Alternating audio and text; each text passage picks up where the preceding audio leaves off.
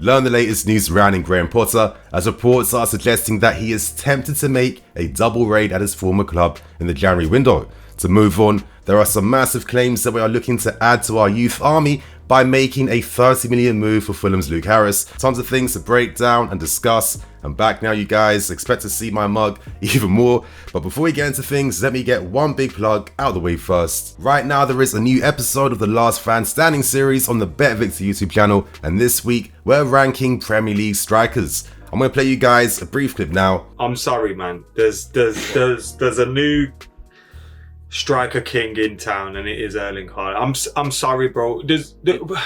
We can't keep sitting here going, what if this, what if that? And we have some interesting debates this week.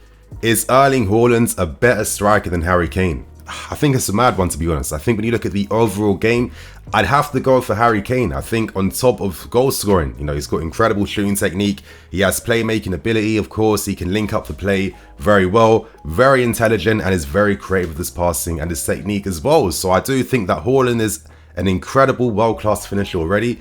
But I think in terms of other parts of his overall game, as he develops, as the years go on, he is going to fine-tune those aspects and become even better and even more deadly. So I'm not going to lie, I'm already a bit worried about Man City, knowing the fact that last season they were doing bits without a striker, and this season it looks like the league's got easier for them now that Haaland's here. So you guys want to get involved in the conversation, there's going to be a full link to the episode in the card above, description below. And getting back to the video, let's start things off and let's discuss some of the news coming out from England suggesting that we are potentially making a 30 million move for Fulham's 17-year-old midfield player Luke Harris. Now this is crazy news. Of course, we know that under Todd Boehly, he has a real strong vision now to really turn towards youth, turn towards high potential players that can grow and develop over the seasons. And then Luke Harris is one of the best goal scoring attacking mids probably in the country. I mean, some of his stats last season, I think he got like 13 goals and 17 apps. And in terms of how he plays as a box-to-box mid or an attacking mid. And for me, I feel like he's kind of got like aspects of Frank Lampard in his game in terms of like the late man runs inside the box. And he has a bit of the Joe Cole in the sense of like in tight areas, his skill, his ability to like be brave on the ball and that type of like dexterity too. I think he's a very interesting talent, and it's no surprise that Fulham under Silva is really promoting the fact that, listen, remain with us, you will get opportunities. I mean, already he recently signed a new contract, extending his Fulham contract to 2025. He's already made an appearance now in the League Cup where they lost 2-0 against Crawley, and he played as an attacking mid in that game too, and he's regularly been on the bench in Premier League games. So for me, it feels like he'll be the next successor to Fabio Carvalho, of course, who signed for Liverpool in this window. But now that you have a bit of an idea behind who he is, his talent, and why he's very interesting, let's now discuss some of the news surrounding the player. Now, these reports came from the Mirror, plus many other publications in England as well too. And they're saying that we've been holding discussions over making an offer of 25 million up front plus 5 million in add-ons to get this deal over the line. Now, it'd be very interesting to know whether Fulham would accept that, but to be honest, that is a pretty good deal. And I don't know, I feel like right now it's probably the best time to have like a conversation behind this, because obviously we understand that the strategy under Todd Boehly now is to turn towards youth. I mean, already we've signed Chukwuemeka for like 20 mil. Slanina, who's going to join us in January as well too. Kasaide, who's now playing for the under-23s, under-21s in the academy as well too. But there is a conversation here now, and maybe I'm getting a bit too ahead of myself. Maybe I'm worrying a bit too much unnecessarily, but could the strategy be now to hoard the best talents, get as much highly rated talented players as possible, and hope that out of the abundance of talent here, a few will emerge from that? Is that the most efficient way to develop talents and introduce them into the first team? Because realistically, in the future, could I be seeing a lineup full of 19-year-olds, 21-year-olds, 20-year-olds and we're competing to win the Premier League? I'm not too sure. I feel like even though you need to have a mixture of talents that can learn from the seniors, that can grow and can fill those senior spots in the future, if you have goals to still be ambitious to go for the title, you need to have that mixture of experienced stars who are in their prime right now alongside top young talents. And we've signed Chukwuemeka, signed Kasaide, guys like Charlie Webster have signed a new deal as well too. realistically, I'm not expecting all of these guys to make it in our first team. I'm not going to see like a 3-6-1 full of like, 4 box-to-box mids in the team. I don't think it's going to work like that.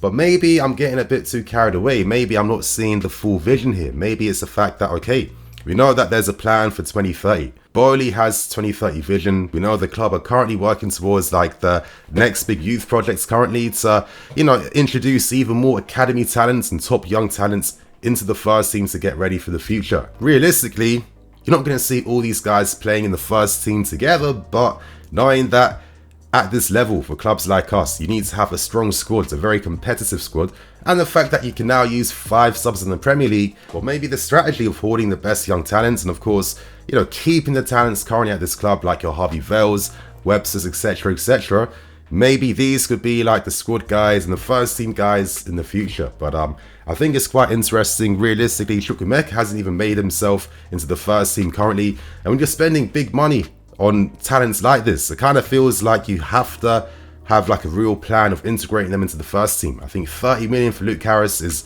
crazy money, knowing that can get you like a senior squad player, and that could even potentially get you a top player in the final years of his contract. So I don't know, again, for me to feel like confident about the strategy, and I'm going to hope to see players being slowly integrated in the team, like your Chukwuemekas, your Kasaides, Slonina when he comes in January, etc., and if I see those types of signs, then I'll feel a lot more confident about what the strategy is currently. But again, that's some of my thoughts. They're not too like concrete at this point in time. What's your thoughts and opinions on our strategy of really spending top money on top young talents? Do you think it's going to work out for us, or do you think we're potentially making a mistake here? Let us know below. So right now, we move on to the next story, and we talk January transfer plans. We already know that Graham Potts will have money to spend in January to, further fine-tune the squad in his own personal image. And currently, it seems like he's interested in reuniting with 2 former players in Casado, as well as Trossard as well too. Now, let's start things off and let's discuss Moises Casado links. Now, we already know from like previous comments that he's made to the press that Casado is very excited at the possibility of playing for some of the best clubs in this country, and he name-checked us as one of the clubs that would be one of his dream moves if a move was to happen. Now, Casado actually has been on our scouting radars for a few years actually. I remember doing a video a few seasons back discussing our links for him. Brian, of course, pulled off a massive coup and they were able to persuade him to sign, and I think that was the best possible move for him. Once he got past those work permit issues, once he was part of the Brighton squad, Graham Potter understood the talent he had here. He understood that this guy needed to kind of, bide his time, get used to the pace, get used to the new way of training, and of course, the new way of living in this country as well too.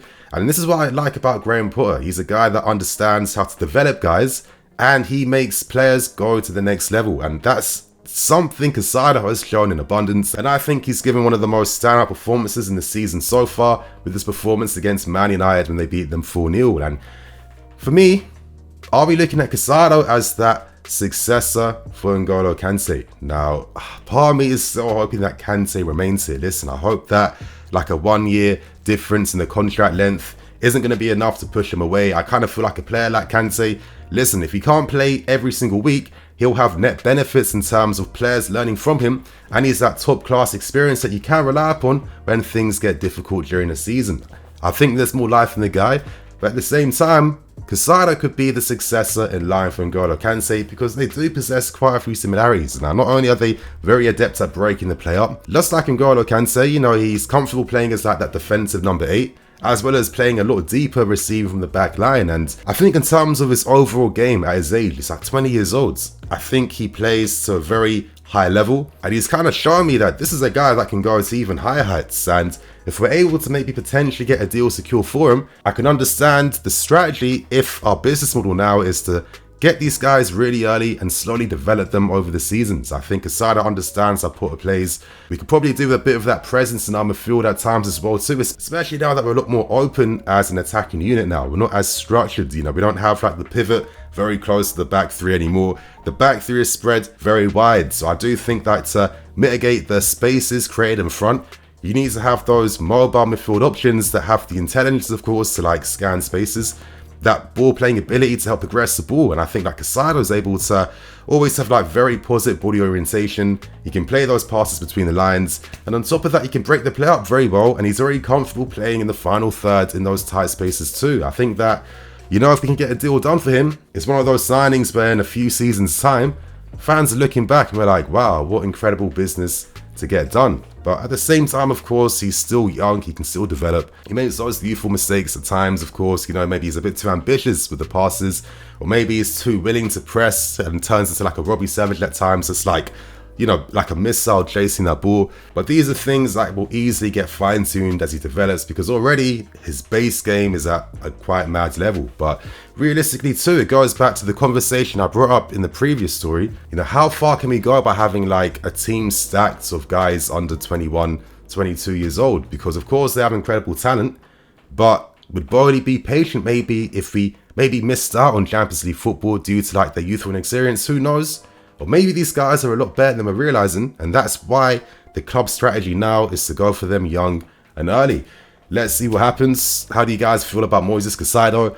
The part of me kind of feels like I wouldn't be surprised if he gets signed in the January window, but I feel like Brighton will ask for an incredible amount of money, so let's see what happens with this one. And now we move on to Caicedo's teammate in Trossard. And I have to say that Trossard's been one of those guys for a few seasons now that I've been very impressed by. He's one of those players that you know, is very brave on the ball, very good dribbling. I think one of his best qualities too is that he's the type of guy that can fill any position when the manager needs him. And I think Potter's used him in like maybe 6 or 7 different positions on the right hand side, on the left wing back, cam, striker, etc, etc. So I could understand a move for him if it implies that we are guaranteed to see outgoings. So if Ziyech leaves, if Pulisic decides, listen, I want out now, you know, I want to leave, Trossard could be an interesting option, but at the same time, a part of me also feels, is he a guy that upgrades us and takes us to the next level? For example, if you could sign a Rafael Leao, that's a player that can take you to another level because he's one of the best at what he's doing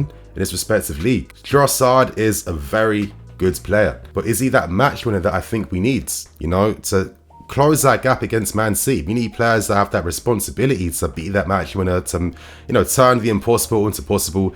Just like we used to have players back in the day like your Drogbas, your Lampards, etc, etc. And for me, I don't know if Trossard would be that guy that could take our attack to the next level. I think he could be an incredible squad option to have. And maybe he'll be that type of signing actually that is more of a squad signing, knowing the fact that, okay, once we, you know, get some of these attacking players out of the way, we can spend big in the summer on like top class talents. But at the same time, Potter has his reliable figures in the squad that he can trust and turn to during like these difficult seasons. So it's interesting. And today, reports from Belgium, Trossard gave a very honest account of the links that he's hearing surrounding a move to us.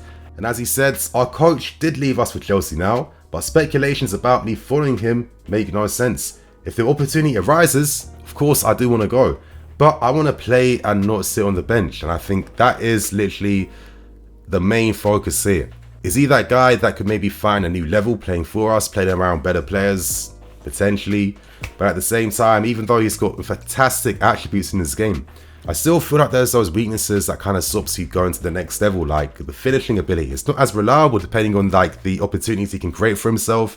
Maybe the crossing is not as good at times as well too. You know, the indecisiveness in the final third sometimes, you know, as fans, we see them doing it for Brighton, but realistically, you know, it's be a team that's able to challenge for a league, which is the whole ambition here. You need greater quality and greater efficiency. So how do you guys feel about these links? Do you think that Caicedo and Trossard would be like very smart, astute buys?